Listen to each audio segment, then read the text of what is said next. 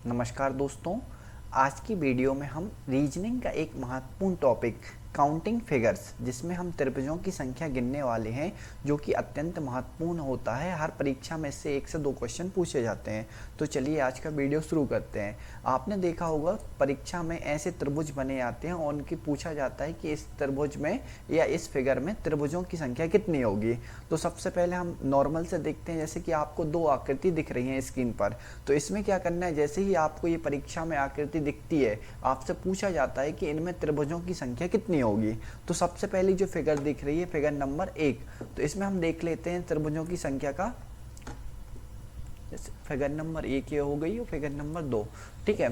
तो इसमें देखेंगे तो सबसे पहले हमें कुछ नहीं करना है, जो भी हमें चित्र ऐसा दिखता है तो हम उसमें लिख लेते हैं 1 और 2। क्या लिख लिया, 1 और 2। इनको हमें बाद में ऐड कर देना है। तो 2 और 1 3। इसमें कितने, इस फिगर में कितने त्रिभुज हो जाएंगे, 3 त्रिभुज हो जाएंगे। सबसे सरल इजी मेथड, ठीक है। वैसे ही इसी के जैसा एक और दिख रहा है, इसमें भी हम वही करेंगे। 1 लिखेंगे, 2 लिखेंगे और 3 लिखेंगे। तो 3 2 5 और 1 6। कितने त्रिभुज हो जाएंगे इसमें, 3 2 5 और 1 6 त्रिभुज इसके अंतर्गत हो जाएंगे। वैसे यदि हम तीसरी फिगर बनाने की कोशिश करें तो ये अपना तीसरा फिगर हो गया 1 2 3, ठीक है। ये हमारी आकृति आई है। क्या ये आकृति है। इसमें पूछा है त्रिभुजों की संख्या कितनी होगी। तो हम वैसे की वैसी काउंटिंग लिख लेते हैं, 1 2 3 4। फिर हमें इनको ऐड कर देना है। जो आंसर आएगा भाई इसमें त्रिभुजों की संख्या होगी। 4 3 7 2 9 और 1 10। तो इसमें कितनी हो जाएगी, 10 त्रिभुजों की संख्या हो जाएगी 10। नेक्स्ट क्वेश्चन की ओर आगे बढ़ते हैं। नेक्स्ट क्वेश्चन में इस प्रकार के क्वेश्चन पूछे जाते हैं, जिसमें एक उल्टा स्टार होगा, एक सीधा स्टार होगा। तो ऐसे कोई आकृति आपको देखने को मिलती है और उसमें त्रिभुजों की संख्या पूछते हैं, तो इसमें हमें बाहर की त्रिभुजों की साइड क्या लिख लेना है, संख्या लिख लेनी है। 1 2 3 4 5 6।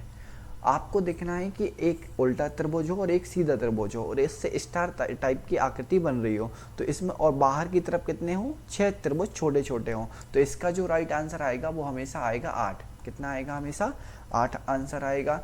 इसी प्रकार आप देख रहे हैं त्रिभुज के अंदर त्रिभुज, एक त्रिभुज है उसमें बीच में अंदर एक त्रिभुज है। तो इसमें हम एक सूत्र लगा देते हैं, 4n-3। क्या, 4n-3। यहाँ n क्या है, यहाँ n इज इक्वल टू त्रिभुजों की संख्या, त्रिभुजों की संख्या, ठीक है।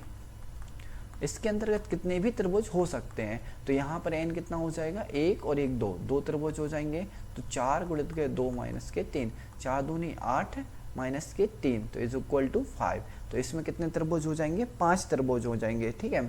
वैसे ही हम इसके जैसा एक और क्वेश्चन देख लेते हैं। एक त्रिभुज, इसके अंदर 2 त्रिभुज, इसके अंदर तीसरा त्रिभुज। तो इसमें n की संख्या कितनी हो जाएगी, 3 हो जाएगी।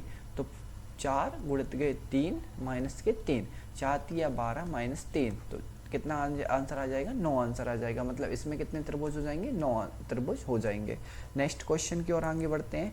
इस प्रकार से यदि आपको क्वेश्चन देखने को मिलता है जिसमें एक चतुर्भुज है, उसके अंदर त्रिभुज है, ठीक है, तो इसमें भी हमें क्या करना है, संख्या लिख लेनी है। 1 2 3 और 4। इस प्रकार से हम संख्या लिख लेते हैं और जो भी हमारा लास्ट फिगर, जितना भी हमारी काउंटिंग होगी, जैसे कि इसमें कितने हैं, 4 त्रिभुज हैं, तो उसका हमें 2 से क्या कर देना है, मल्टीप्लाई कर देना है। तो हमारा जो राइट आंसर हो जाएगा वो कितना हो जाएगा, 8 हो जाएगा हमारा राइट आंसर, ठीक है। इसी प्रकार ये भी चतुर्भुज में, तो इसमें भी हम क्या लिखेंगे, 1 2 3 4 5 6 और 6 को इसको किससे मल्टीप्लाई कर देंगे, 2 से मल्टीप्लाई कर देंगे। तो 6 दूनी 12, हमारा राइट आंसर क्या हो जाएगा, 12 हो जाएगा। इसी प्रकार के और वीडियोस के लिए आप हमारे चैनल को सब्सक्राइब कर सकते हैं। वीडियो पसंद आता है तो वीडियो को लाइक कीजिएगा। धन्यवाद।